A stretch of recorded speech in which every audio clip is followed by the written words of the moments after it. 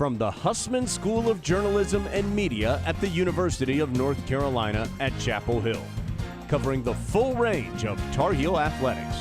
This is Sports Extra.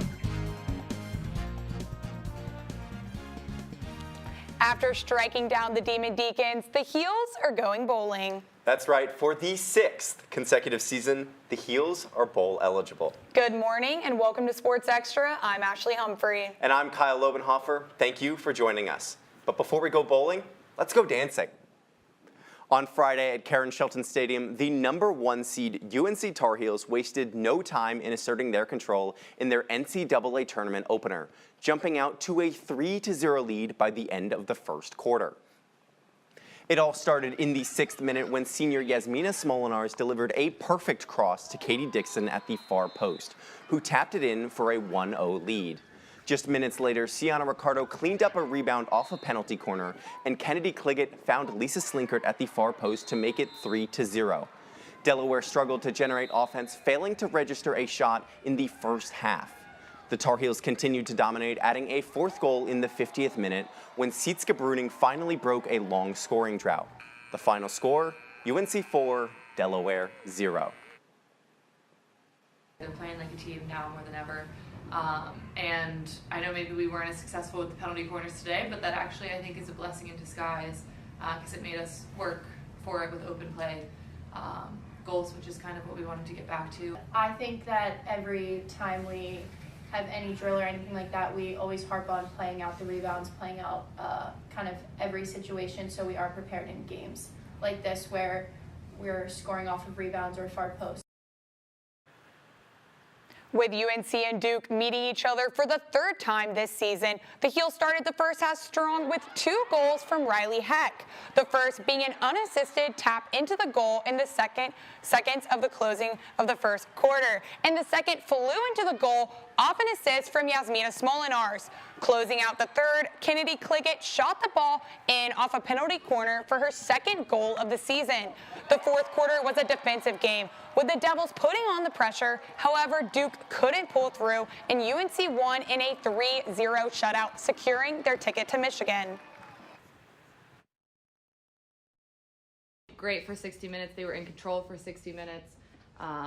They dominated on the ball, off the ball, and they had fun doing it. They stuck to the game plan exactly and were mature in all of their decisions, but they executed everything they needed to do. To have the ball right in front of me, in front of the goal, it can be very pressuring, but I think with the practice and the trust from our whole team, it's very easy to finish a ball like that. So I'm just very grateful that I was there in that position. Along with the Heels, 3 other teams will be traveling to Ann Arbor this weekend. St. Joseph's makes its first Final Four appearance in program history in a matchup with UNC Friday at noon. The University of Massachusetts returns to the Final Four for the first time since 1992 to challenge 2-seed Northwestern, UNC's opponent for the final last season. They'll play Friday at 3 with the winners going to the championship taking place on Sunday. Now let's head over to Sophia Pedroso at Sophia's sideline to hear more about the big weekend for the Heels. Sophia? Our field hockey team has been nothing short of, you guessed it, incredible so far in the tournament. This is undeniably a team that is stacked with talent, and we saw that with their first matchup against Delaware. 4 different girls scored each of our 4 goals against the Blue Hens. But I want to talk about senior Kennedy Cliggett, who demonstrated impressive stick work and playmaking with her assists. And when it came to our game yesterday against Duke, Cliggett once again shined, securing the final goal with the quick decision to redirect a pass. Thanks to the showing from Cliggett and the rest of the girls, both games have been a shutout for the Tar Heels so far in the tournament. They'll be looking for yet another when they take on St. Joe's in the Final Four. The girls are continuously dominating on the field with their outstanding skill and chemistry, without showing any signs of slowing down. I feel pretty confident that we'll see yet another UNC Northwestern championship game this weekend. Thanks, Sophia. Now moving from Karen Shelton Stadium to Dorrance Field, the 2-seed UNC women's soccer team took on USC Upstate in the first round of the NCAA tournament on Friday. After Bella Sember scored a penalty after 15 minutes, Kate Fossey drove from the midfield line to just outside the box, where she powered the ball past the goalkeeper. A couple of minutes later, she netted her brace to take the Heels up by 3 going into the half, when the freshman took over. After a goal by sophomore Olivia Thomas, freshman defender Caitlin Mara knotted a corner at the back post in the 66th minute. Fellow freshman defender Bella Gattino followed when she clipped the ball over the keeper from about 30 yards out. Linda Olmark wrapped up the freshman rout with 2 goals to bring the Heels' score to 8. The Tar Heels advance to the second round, where they will face Santa Clara on Friday. We know that we only have the maximum of 6 games left and 3 games at home, and that means a lot to me as a senior also, because every game could be my last. So just fighting for one more week together, one more game together, one more training session together, and not taking anything. And we're not looking just at the championship. We're here to play each and every game, and not every game's a rivalry for us. We're playing the game to get to the bigger games ahead. So. Coming off a win this weekend against Maryland, we are now joined in studio by UNC alternate captain Tommy Gilligan. Tommy, thank you so much for joining us, and congrats on the win. Thank you, Ashley. I'm a big fan of the show. And so the team announced that they would be moving up to Xtra Division I next season. So how are you guys preparing this season for that transition? Yeah, it's a pretty significant jump for our group. Xtra Division I is the 3rd highest level of college hockey in the country. So the teams are going to be a little bit better, more consistent than the schedule that we play this year. And we've started that off with, we played Liberty in our first regular season game. They kind of handed us our lunch a little bit. It was a good learning experience. And we've also played Alabama, who we beat, State, Louisville, which are the teams that are going up with us. And this weekend we played George Mason, played them really close, and it was a really good game. So trying to get a taste of the competition this year, and then next year it'll be a full schedule of that. So really excited, and I think we're ready for it. And another change this season has been on your coaching staff. You helped hire former NHL coach Steve Rice. He had 8 years of experience in the AHL. How has it been training under someone with so much experience? Yeah, Steve's been a real calming presence for our group. You know, obviously as a former Edmonton Oiler as well, it kind of endeared me to him a little bit. But Steve's been awesome. I mean, he's got so much experience. He knows so many little things about the game, and he's taught me things, you know, that I've never even thought about. So he's been awesome for us. And the biggest thing with Steve is he just cares about the people first. You know, obviously he's a competitive guy. He wants to win hockey games, but you know, the players come first. And you know, it's been really great to talk to him. He'll you know, give you a ring if you got something going on or whatnot. So yeah, he's been awesome, and I wish I could play for him longer. Unfortunately, I'm graduating, so I can't. But he's been awesome. Really excited about it. And then 2 years ago, the team played outdoors at Carter Finley Stadium, and now you're going back outdoors in the New Year's. Tell me about that matchup. Yeah, we're playing Virginia Tech, who's a great team. They're having a really good year this year on January 4th in Truist Field in Charlotte. It's going to be a really awesome game. We're also going to be sporting some new jerseys, which we hope to release through the media this week. So it's going to be honoring our 50th anniversary year, which is obviously a big deal for us. And yeah, I didn't get to play outdoors last time, but it's going to be a great environment. And playing outdoors really kind of brings back the roots of the game, and something that we all played growing up on the ponds and whatnot. So it's going to be a really good matchup and a good way to start off the spring semester. Well, we will definitely all be heading to Charlotte to cheer you guys on. Thank you so much for joining us, and good luck with the rest of the season. Thank you, Ashley. Appreciate it. The Tar Heel football team kicked off against Wake Forest at home on Saturday night, looking to secure a spot in a bowl game. The Heels got off to a slow start in the first quarter, falling behind 3-0 to the Demon Deacons. In the second quarter, the Heels stepped on the gas with this Jacoby Criswell rushing touchdown. The Heels entered the half up 10-3. After the break, both teams ramped up the competition, starting with a rushing touchdown from Wake's Damon Claiborne. Jacoby Criswell was quick to respond with a 15-yard touchdown toss to J.J. Jones. The Carolina defense kept the pressure high in the third, leading to this 42-yard pick-six from Power Eccles. And in the final 3 minutes of the game, Hampton scored his 14th touchdown of the season off a beautiful hurdle, dragging a Wake defender into the end zone with him. Hampton's career-high 244 rushing yards were crucial for a 31-24 Carolina victory. My back was turned, but after I saw the replay of him jumping over and then scoring, I'm like, only hoping. He's the only running back that can do that, so he deserves it. Really, really proud. Tylee's mom was in the locker room after the game, and she broke him down with Keep Swinging, which was his favorite slogan, and she had a smile on her face. let's head over to our football analyst, Bethany Pryor, to learn more about the win this weekend. Kyle, it was a great weekend for Tar Heel football with a win against in-state rival Wake Forest.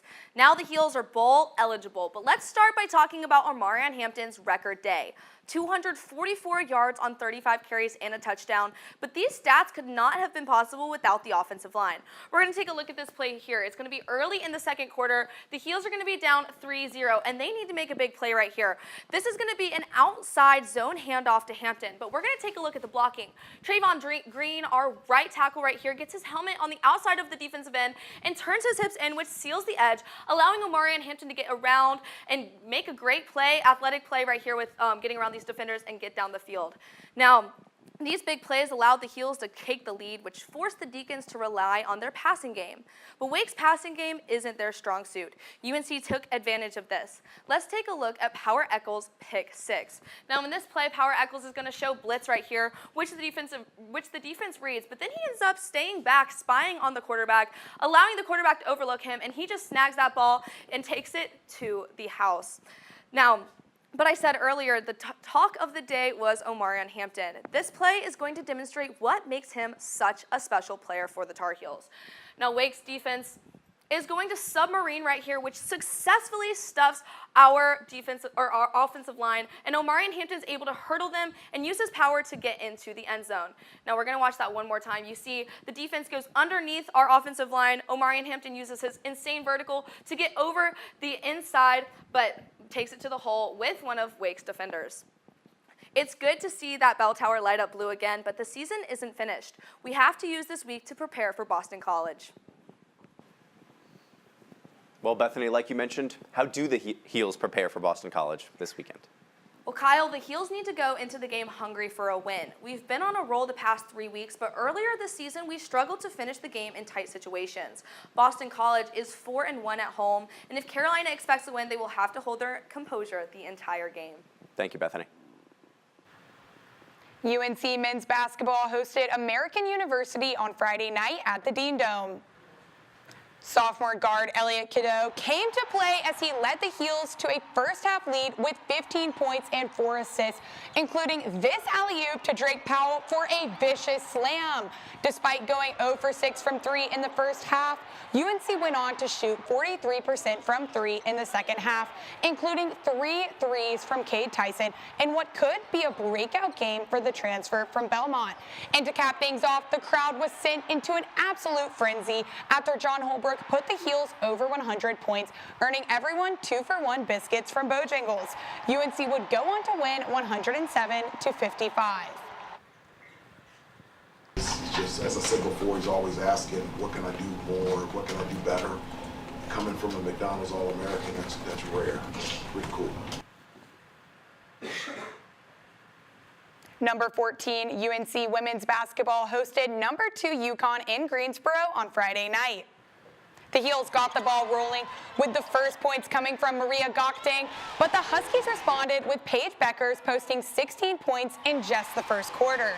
In the second, a layup by India Navarre launched UNC's 8-0 run to narrow the score to 38-26 at the half. After a back-and-forth third quarter, UNC trailed by 16 points. And in the fourth, the Heels put in some of their younger players, including Lainey Grant, who led the quarter with 5 points. Despite their efforts, North Carolina still fell 69-58. The day that this team doesn't get better, we'll have a real problem. Right, they've gotten better in the 4 games we've played, and we have a really good Ball State team next, and we'll be better. Right, that's an absolute. Our women's basketball analyst Spencer Haskell joins us now with more about Friday's defeat. Spencer. Ashley, in case there was any doubt going into it, Friday confirmed what we already knew. Paige Beckers is one of, if not the best player in women's college basketball. She had her way with Carolina on Friday night, and no matter what they tried to do to stop her on defense, she had an answer. She finished with 29 points to go along with her 4 rebounds and 4 assists. Let's take a closer look. Now, Carolina probably should have known they were in for a long night right off the bat. Here we'll see in the first clip, UConn's first shot of the game. Beckers gets the dribble handoff from the big and uses her as a screen to shoot the wide open 3. And you just can't give wide open looks like that to Beckers, who is one of the best shooters in college basketball. So what does Carolina do in this next clip? They'll step out, they'll close her out at the three-point line. So what Beckers does, she readjusts, puts the ball on the court, and she drives. Now this is good. Carolina has 3 defenders collapse on her in the paint, but Beckers is just too good at creating offense for the rest of her team, and she's able to find the wide open shooter in the corner for the 3. Now, Carolina also did themselves no favors with some sloppy defense at times. It just looked too easy for Beckers. Here we'll see she'll use the easy ball screen that Carolina defends poorly, and Beckers is able to get to the elbow for a wide open, uncontested mid-range jump shot, and at that point, it might as well be a layup for her. And here in the very next play, like I said earlier, if she wasn't getting buckets, she was handing them out. She's able to use the screen and get to the same exact spot at the elbow, but this time, Carolina adjusts, they bring the double, but Beckers is just too good at creating offense for the rest of the team, and she still finds the wide open shooter in the corner for another open 3.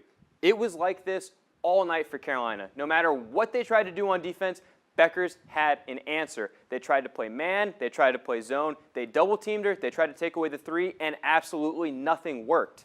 We knew it going into Friday night, and we definitely know now that Paige Beckers is the real deal. Ashley? Spencer, what do you think Friday night's game says about this year's team?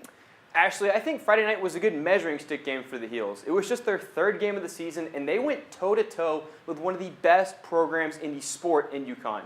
And while, yes, they went down big early, they fought hard all night and cut it to single digits in the 4th quarter. While Beckers might have had an answer for every single punch the Heels threw, I think Friday was a pretty good indicator that there's plenty to look forward to this year for the Heels. I know all Carolina fans sure hope so. Thanks, Spencer. Carolina volleyball took on Notre Dame on Friday, looking to earn a much-needed victory after a 3-match losing streak. Starting for the first time this season, freshman Aaron Curtis stepped up on the outside to swing a deep crossball to push ahead in the first. An out-of-system set by Maddie May allowed Chelsea Thorpe to pound the ball, trying to change momentum in UNC's favor, but the Irish managed to take the second set. In the third, it was Amani Foster who put up this absolute wall at the net to push points, and Mabry Schaffmaster was able to put the ball down with a crafty second ball play. Zoe Barrett was the lucky charm for the Heels with a match point ace in the 4th set. The Heels ended their losing streak with a 3-1 victory against the Fighting Irish. And on Sunday, Carolina faced number 3 Louisville. The Cardinals dominated the Heels in the first set with blocks like this one, leaving the ladies struggling to cover the court. In the second, the Heels looked to bounce back. They started off strong with the lead, but Louisville was able to come back and win set 2. In the third, the Heels tried to rally, but eventually fell to the Cardinals in a sweep. The Heels are looking forward to games against California and Stanford this weekend. UNC fencing traveled to Philadelphia to compete in the Elite Invitational. The Heels are starting their season off hot, with the women's team defeating number 12 Yale, number 13 Penn State, and Cleveland State. The men also defeated number 5 Penn State, number 9 Yale, and Cleveland State.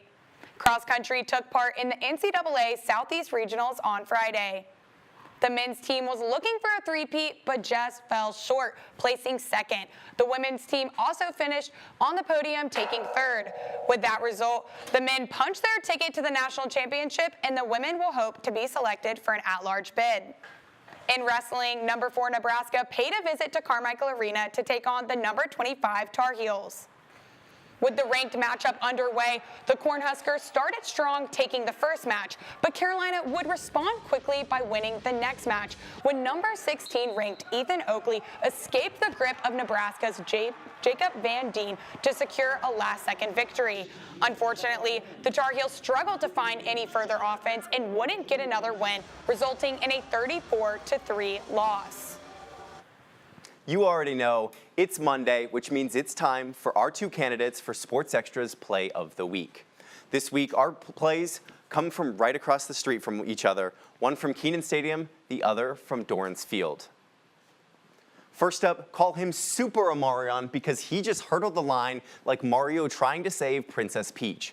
And he caps it off by pushing his way into the end zone for the game-winning touchdown. No power-up mushroom needed for this play. That is all Big O. For our second nominee, we have Bella Gattino from the women's soccer team. Gattino rips this piss missile shot from way outside the box, hits side iron, and buries Carolina's 6th goal on the night. SportsCenter had this number 10 play of the day, but can it claim the title of Sports Extra's Play of the Week? That decision, of course, is up to you. Make sure to head to our Instagram story to vote for your pick for this week's Play of the Week, and tune in on Friday to see if your vote claimed the victory. Kyle, what's your vote this week for Play of the Week? Ashley, I'm going to have to go with Amarion Hampton. I had a front row view of his hurdle, and my jaw absolutely hit the turf, so I got to go with that one. Yeah, I completely agree. We'll see what the people vote. And that does it for this edition of Sports Extra, but we are not done yet, Kyle. For your last show, we have a little bit of a surprise. Yeah, Kyle, couldn't let you go without saying this to you. I'm sorry to interrupt your final show, but it's a somber day for us at Sports Extra. It's a sad one because it is your final one on air. We're going to miss our very own Kyle Lobenhofer, and we've seen you grow as an on-air talent, haven't we? From starting out breaking down the 2022 Field Hockey National Championship game to then going and obsessing over that women's tennis team and then becoming the unbelievable anchor you are. We love you so much, Kyle. You do have to produce one more show. You're not done yet. You'll be here for December 2nd, but we'll always miss our Loffenhager. Sorry, I mean Lobenhofer. We love you, Kyle. Can't wait to see what you do next.